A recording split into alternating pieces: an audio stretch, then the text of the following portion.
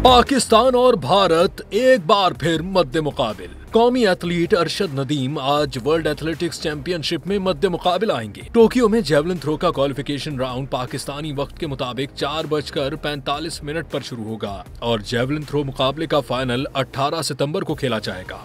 अरशद नदीम ने अपनी कामयाबी के लिए चाहने वालों से दुआ की अपील कर दी। वाज़ेह रहे कि अरशद नदीम ने जुलाई 2025 में पिंडली की चोट की वजह से सर्जरी करवाई थी, जिसकी वजह से वो डायमंड लीग के मुकाबलों से दस्तबरदार रहे। अब वो मुकम्मल तौर पर सेहतयाब हैं और मेडिकल टीम ने उन्हें फिटनेस की क्लियरेंस दी है।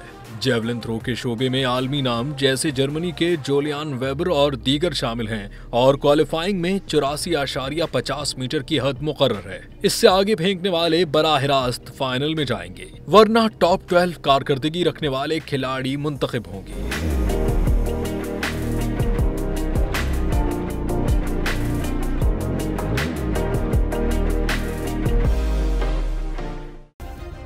सब्सक्राइब करें और बेल दबाएं ताकि कोई खबर रह न जाए।